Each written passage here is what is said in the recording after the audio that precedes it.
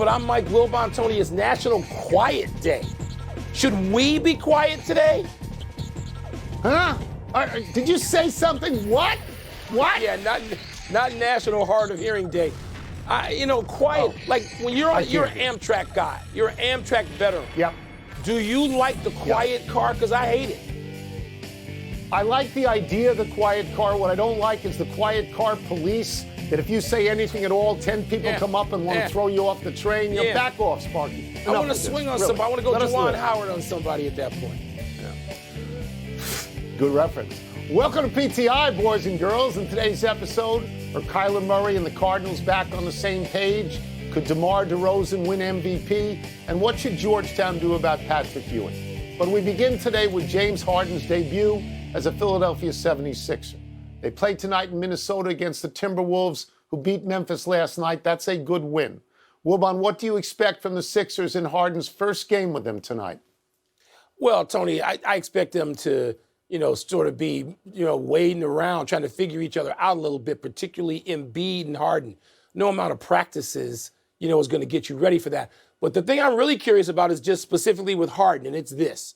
Are we going to see the James Harden who was a 35-point scorer in Houston and came out and said, I'm establishing myself, this is my spot, and here's how we're going to roll?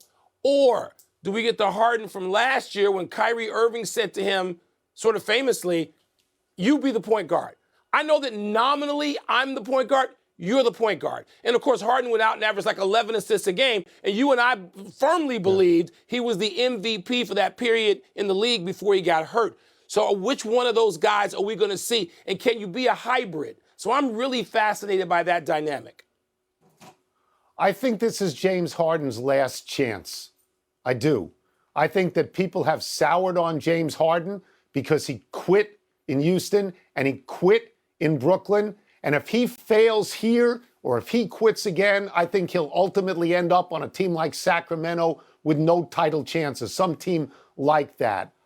I just think that, like with Ben Simmons, not his last chance. It's a reboot for Ben Simmons. Right. But Agreed. with Harden at 31 years old, you run out of teams, you run out of chances. And this is what I think is going to happen, Mike. I think he's going to be great.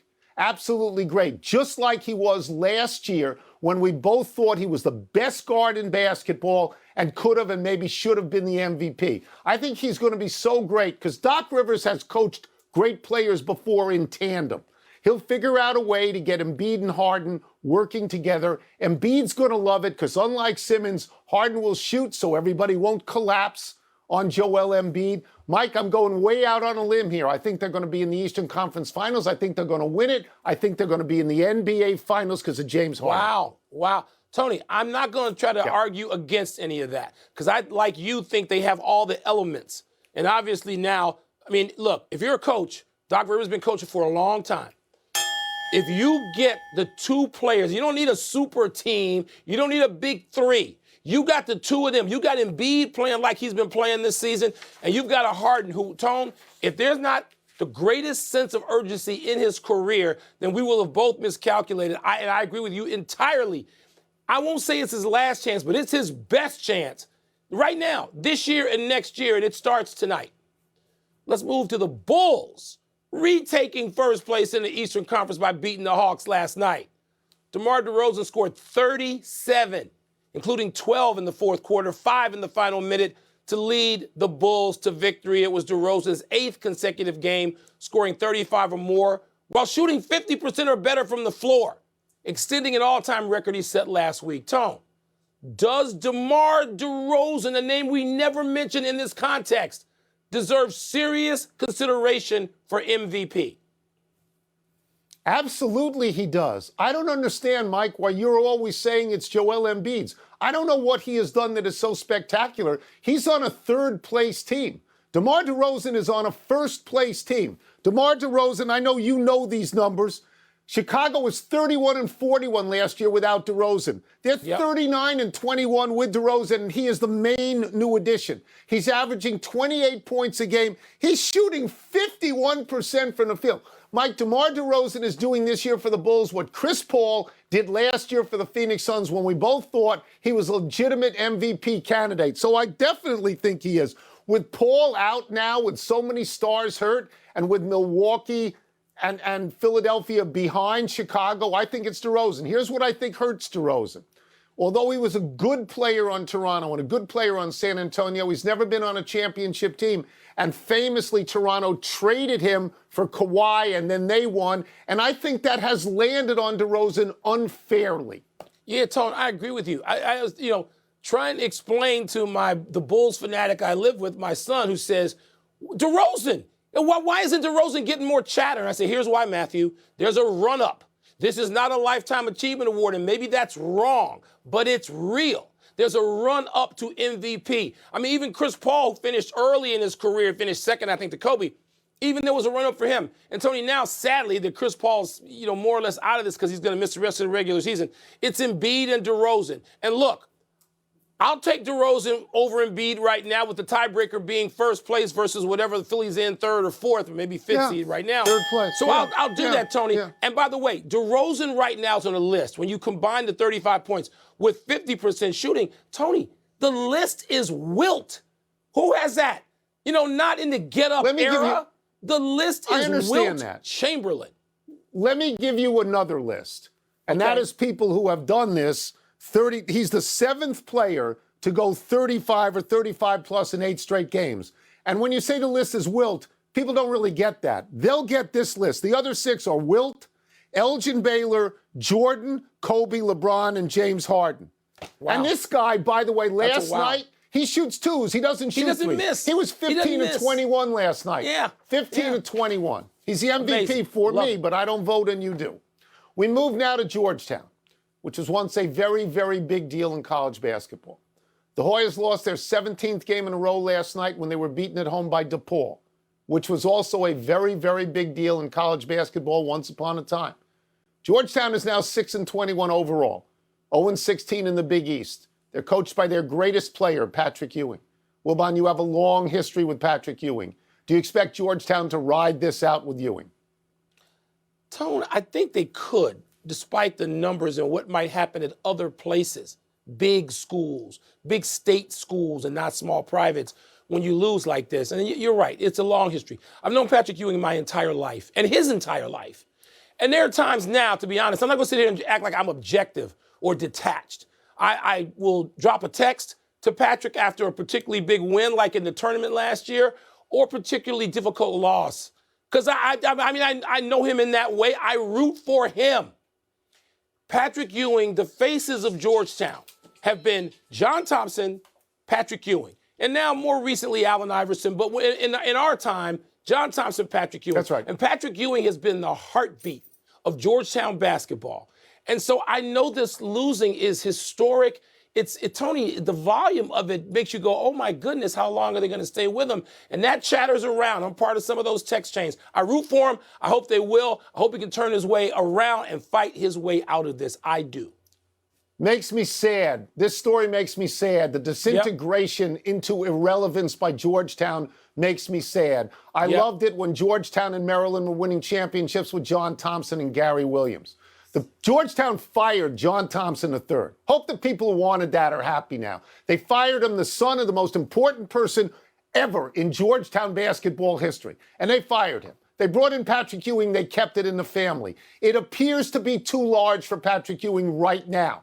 The program is sinking. He's foundering. I understand these things. But I don't think that Georgetown can or should get rid of Patrick Ewing. I don't think they can. Because he is that important to the history of Georgetown basketball. Now, he could quit, Mike. He could quit. But if you walk out now, you'll never be a head coach again anywhere. You'll end up in the NBA as an assistant. Yeah. So I hope he rides it out, and I hope it works. But I'm not sure, and neither are you. We're not sure. Ewing, he doesn't quit. I don't see that.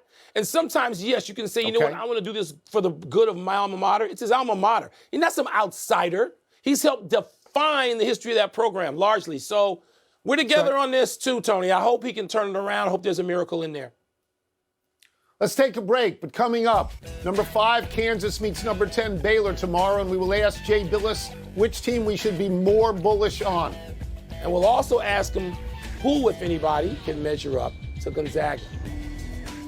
Yeah, it's hard with these games. It's hard watching the Georgetown games, and I watch some of them because I want him to do well. We have a big Saturday in college hoops, which makes it a great time to welcome back our dear friend, the unabashedly bald, Jay Billis. And let's start with this. You're in Waco for number 5 Kansas at number 10 Baylor. Which of these two teams are you more bullish on right now before they play? Kansas. Baylor is undefeated this year when they have a full roster, but they don't have a full roster right now. LJ Cryer has missed 8 of the last 9 games. I'm not sure whether he's going to play against Kansas. That's how difficult it's been. And they lost their big guy, Jonathan Tchamwa-Tchatchoua, for the season. He was injured against Texas, and he's their best defender. He's a great ball screen defender. He can guard a point guard coming off a ball screen and stay in front of him, and he's a good rebounder, and he really runs the floor, so they're without him. I think that really takes Baylor down a notch. It doesn't mean they can't win. They can. But Kansas may not be as talented as Bill Self's Final Four and national championship teams this year, but they're legit. And Jalen Wilson is really starting to come around where he's their best rebounder and excellent in transition, can really pass it. And then Ochai Agbaji and Christian Braun have been great all year. Brown's as versatile a player as there is in the college game for a wing. And Agbaji's averaging 20 points a game, and he's the best three-point shooter in the Big 12. Jay, it sounds insane to suggest for a second that Kentucky can fly under the radar for most of the season. They're ranked 6th, playing against number 18 Arkansas. But every time I watch Kentucky, I'm like, my goodness, they look like Kentucky to me. Are they that good, and why have they not gotten more attention to this point?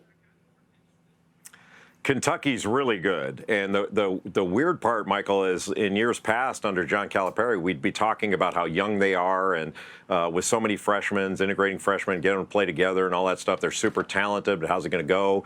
But this is the oldest team that Kentucky's had in 40 years. And it's ridiculous. John doesn't teach him he doesn't have to teach him how to shave. And he says it's great. Everybody's on time. And he doesn't have to do the little things with these guys. They have a number of transfers. So integrating all the different transfers into one cohesive unit happened quicker than I thought it would. Their age and experience was probably helpful in that. But they've had some injury issues, too. They've had Xavier Wheeler out at times. Ty Washington has been out. But they've found ways to win. And one of the reasons is Kellen Grady, the transfer from Davidson, who can really shoot it. I mean, he's playing great. He had 28 points the other day when those two guards were out. And Davion Mintz has taken over the point guard spot while Xavier Wheeler and Ty Washington have been out. I don't know when those guys are going to be back. I think there's a little hesitancy to put them back in there and just save them for the stretch run a little bit. But Kentucky's as good as anybody. When they're healthy, they are as good as anybody. Let's stay in the SEC, Jay. And Bruce Pearl, of course, returns to Knoxville, where Tennessee's already beaten Arizona and Kentucky. I mean, should we be paying a little bit more attention to the Volunteers at this point? And do you like how they match up with Auburn? I do like how they match up because Tennessee is really good on the defensive end. They are gritty and they're tough, and they make things really difficult for you to get out in transition, and they're difficult to get in the paint on. Now, they lost a player, too. They lost Olivier Camois, but they've gone small at times. They've played 2 big guys at times, but their guards are really good. Santiago Vescovi is one of the best guards in the country, left-hander, really talented, good passer. They really played 2 point guards with Kennedy Chandler. And I think they're starting to score more efficiently. That's always been sort of the knock on Tennessee the last couple of years is, man, they can really guard you, but they get stuck offensively. And I don't think they do this year, at least not as much. They did against Texas Tech. I had that game, and people said it was like watching paint dry. And I said, no, it was like watching dried paint chip because neither team could score. But they're scoring much more efficiently now. All right, we get you out of here on this. Number 1, Gonzaga plays at number 23, St. Mary's. Gonzaga, I believe, is unanimous in the poll as the number 1 team. Is St. Mary's, or Jay, let's widen it out, is anyone especially equipped to beat Gonzaga? Not in the West Coast Conference, and this is one of the best years the West Coast Conference has ever had. I mean, St. Mary's, BYU, San Francisco are all tournament quality teams, but Gonzaga is so much better, and that's not a knock on the other teams. They're legit. But Gonzaga is so much better. And Chet Holmgren, their superstar freshman, has improved leaps and bounds over the course of the year. So I think Gonzaga is a much better team than played Duke out in Vegas earlier in UCLA. And they beat UCLA, lost to Duke. And they're not as good as they were last year. But last year was an extraordinary team that was undefeated going into the final. But Gonzaga, I think, is the best offensive team, and I'm not sure that's a close call. If their defense continues to get better, and it has, they're legit. They're good enough to cut the nets down. All this stuff about, oh, they play in a smaller conference, and of course they're going to win their conference games, that's nonsense. Because you look at their tournament record over the last 10 years, and very few teams, if any, can match it. Gonzaga is the real deal and has been for a long time. Thank you, Jay, as always. Thank you. Appreciate you, Jay. Thanks a lot. Thank you. You can catch more of Jay tomorrow on College Game Day from Waco. Let's take one last break, but still to come have Kyler Murray and the Cardinals really mended their relationship. I don't know. And what will tonight's return of Paige Beckers do for the 7th-ranked UConn Huskies? 7th ranked. That's so low for them. I love the name Ty. I just love that. Yeah, Ty's cool. I think it's wonderful. Tonight on Sports